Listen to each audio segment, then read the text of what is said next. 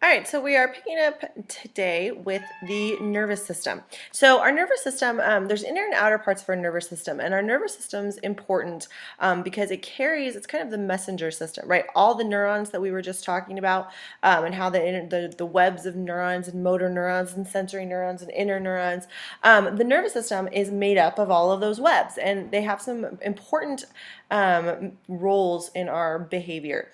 So just first looking at the structure, okay, the central nervous system.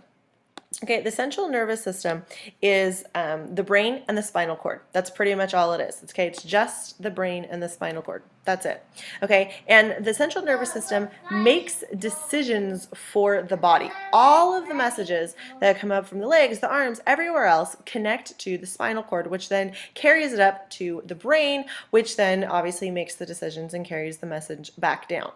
Now, the peripheral nervous system, or the PNS, consists of the rest. Okay, so if the central nervous system is brain, spinal cord, the peripheral nervous system is everything else. Okay, it gathers and sends the information to and from the rest of the body.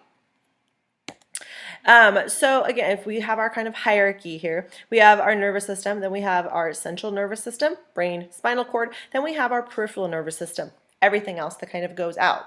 Now, within our peripheral nervous system, we have what we call an autonomic and a somatic nervous systems. So the somatic controls voluntary movements of skeletal muscles. So for instance, I said, raise your hand. And you all, hopefully, are raising your hand or else watching me raise my hand. And that right there is your somatic nervous system because it's voluntary, right? It's something that you have control over to make conscious movements. So opposite of that is the autonomic nervous system, and the autonomic nervous system controls the self-regulated action of internal organs and glands. Okay, so this is all the stuff you don't have control over, thus the autonomic thing. So, and then within the autonomic nervous system, we also have sympathetic and the parasympathetic nervous system. The sympathetic is the arousing and the parasympathetic is the calming. This is the fight or flight. We've kind of alluded to the fight or flight response a couple times in memory. We talked about it when we talked about sensation and perception. So the sympathetic nervous system is the fight or flight nervous system. So looking at what this autonomic nervous system does, okay, so again, we have our central nervous system, the brain and the spinal cord, the peripheral, everything else that kind of connects.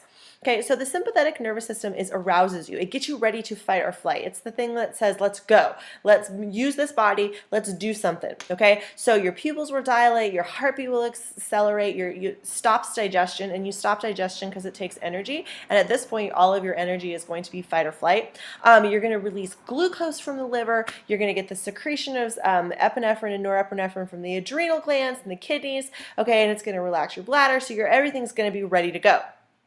So once the thread is over, once everything's over and done with, okay, then the parasympathetic or the calming nervous system comes in. Okay, so everything then goes back to normal, basically, is what the parasympathetic nervous system does.